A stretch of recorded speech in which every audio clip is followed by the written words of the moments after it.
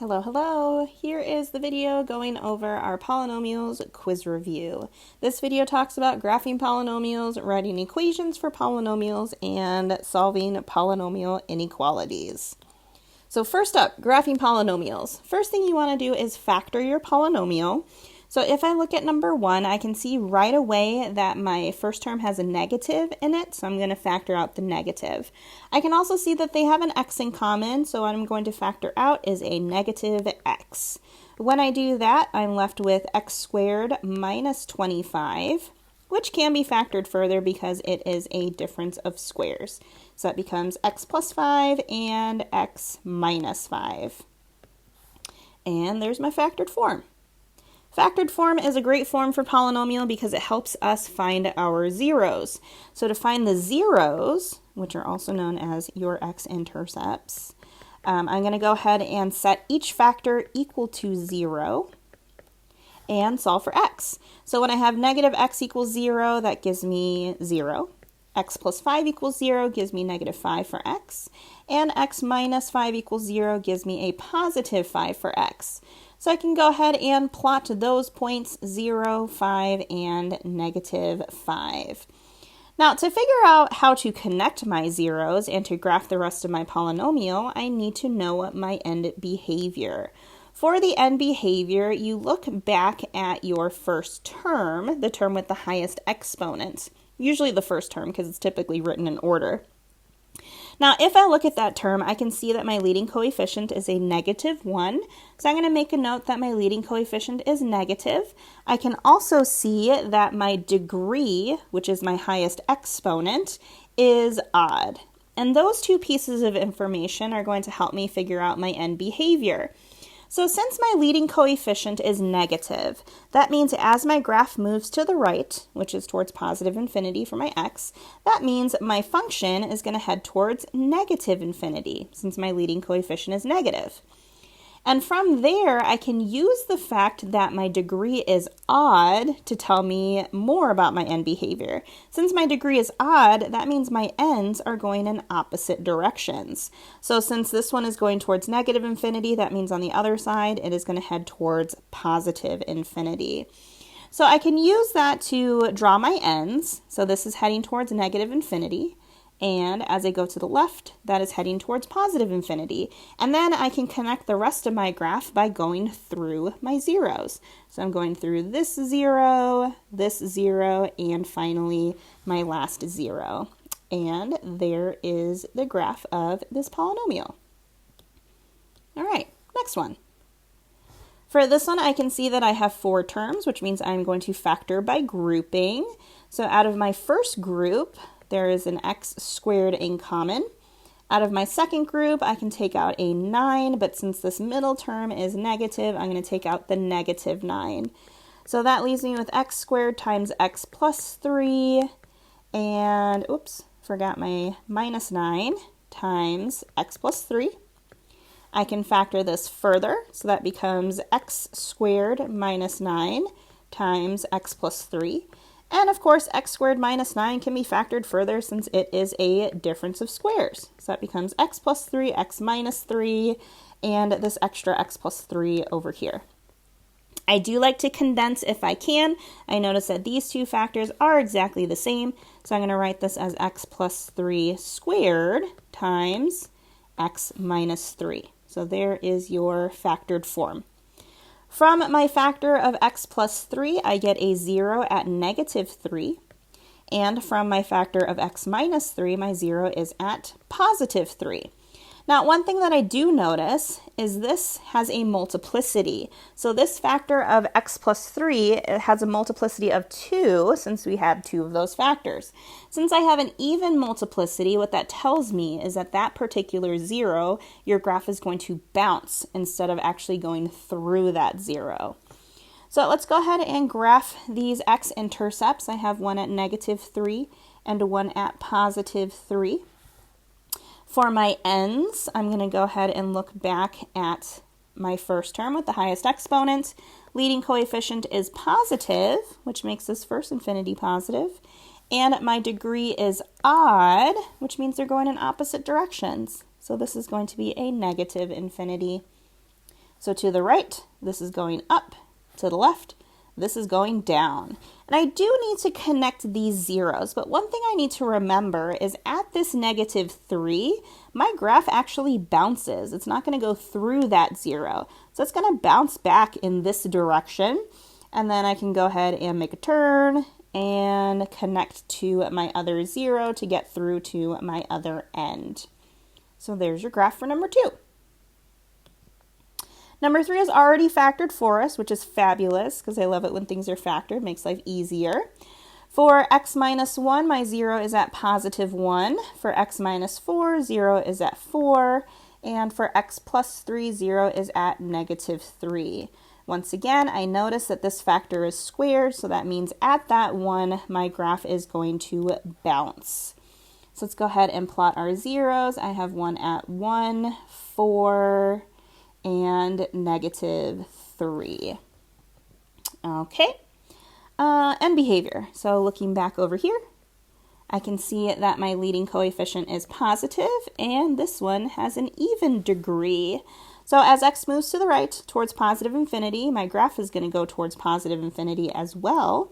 And since my degree is even, that means these two are going in the same direction. So they both need to go up.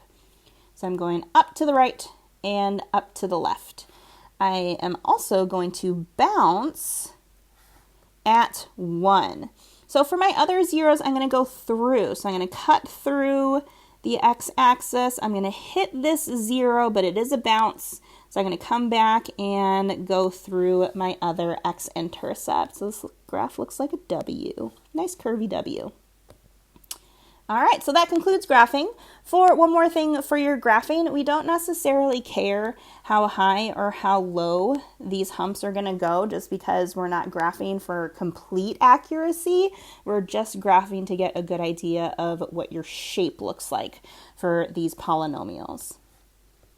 All right, next up, writing equations. There are 3 questions for writing equations, but I'm not going to do all 3 just because it gets repetitive.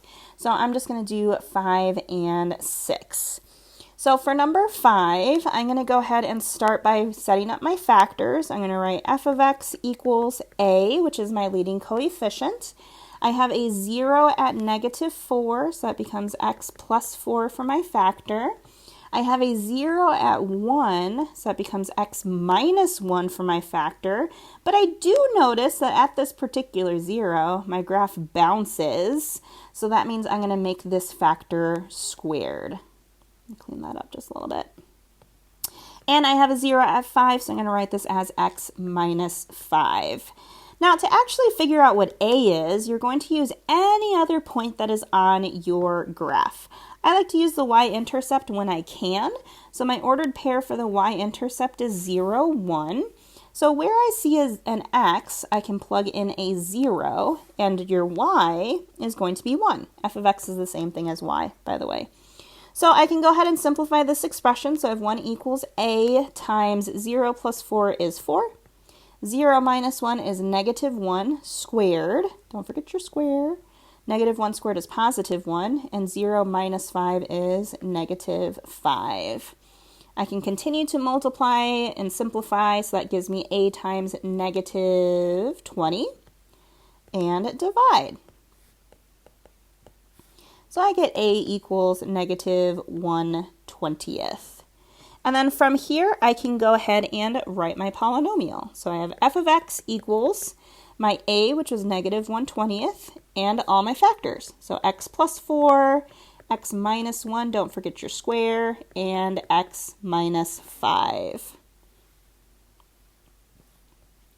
Number 6 has a double bounce. So I'm going to set it up as f of x equals a. For this factor, my 0 is at -3, so I'm going to write it as x plus 3, but it does bounce, so I'm going to make that squared.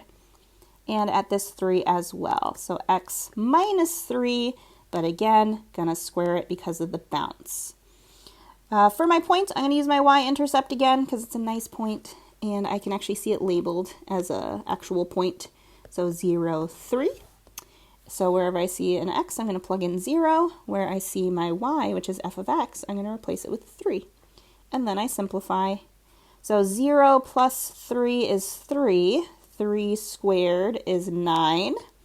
0 minus 3 is negative 3. Negative 3 squared is 9 as well. So that gives me 3 equals a times 81. And divide, so we can solve for a, which is 1/27.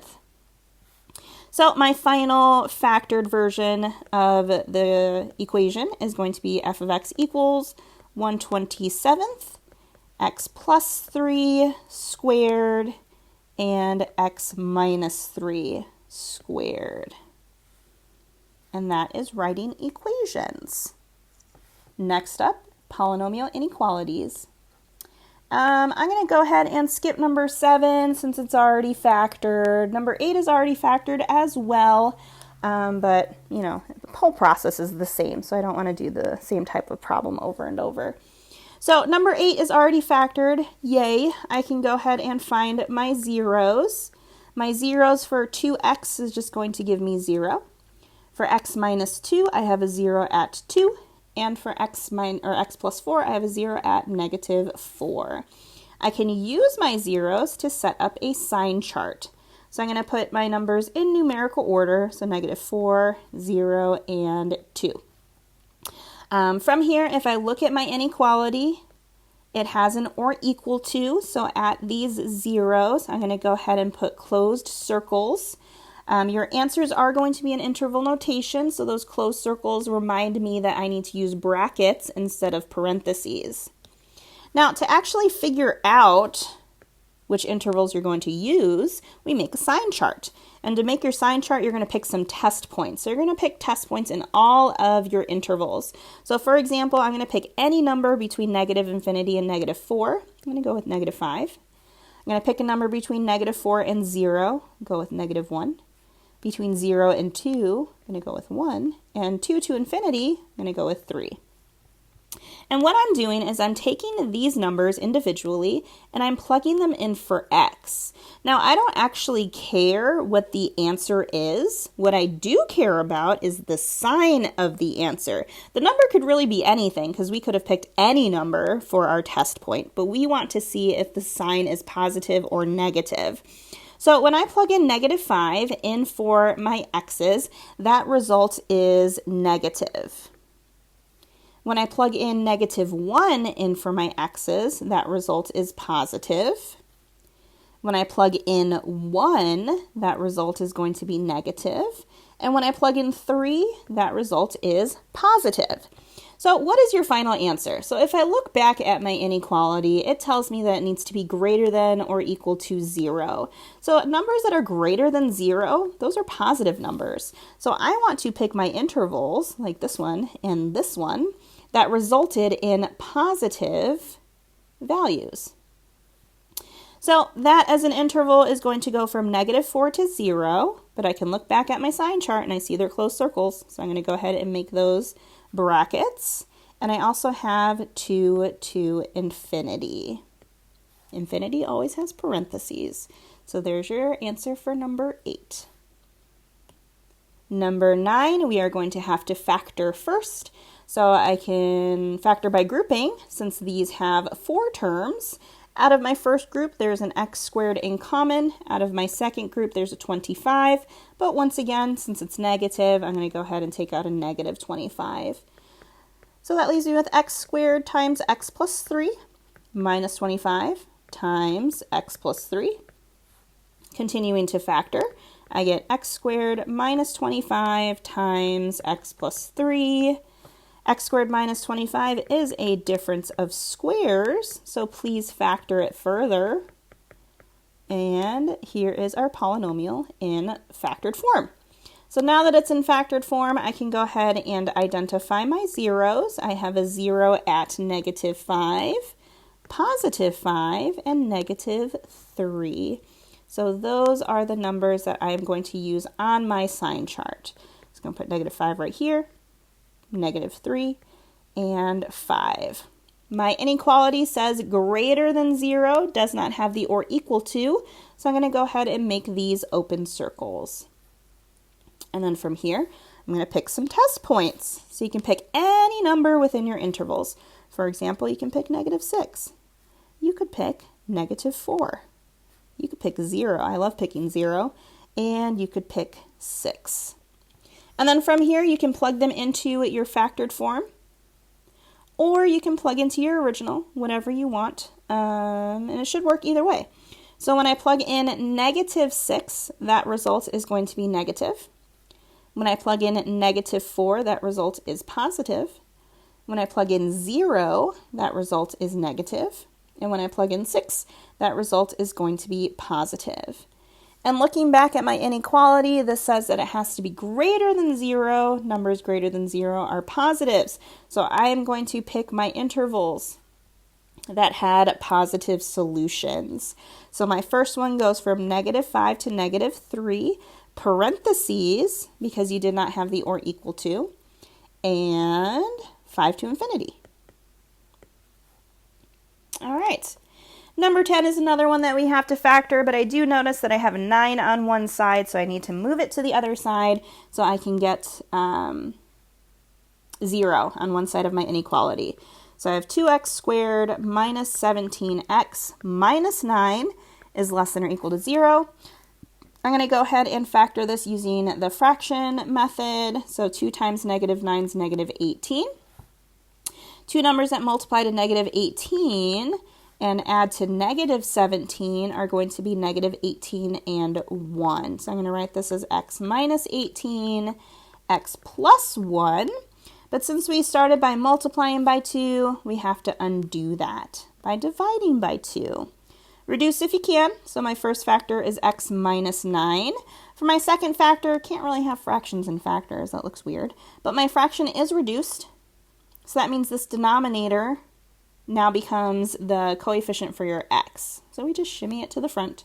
So this becomes 2x plus 1 is less than or equal to 0. Now that it's factored, I can find my zeros. I have a 0 at positive 9. For my other 0, you can solve for that. You can take 2x plus 1, set it equal to 0. Solve for x, subtract 1 from both sides, divide by 2. And you get x equals -1/2. And those are the numbers I'm going to use on my sign chart. So I got -1/2 over here, and 9, let's see, looking back at my inequality, has the or equal to. So let's make those closed circles and pick some test points. Let's see, I'm going to go with -1, 0, and 10. When I plug in -1, the result is positive.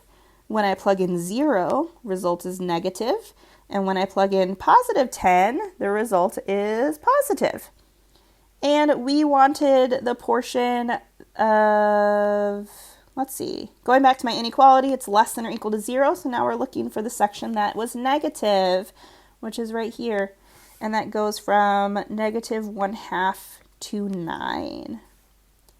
All right. So that concludes the video going over your quiz review. Good luck on your quiz.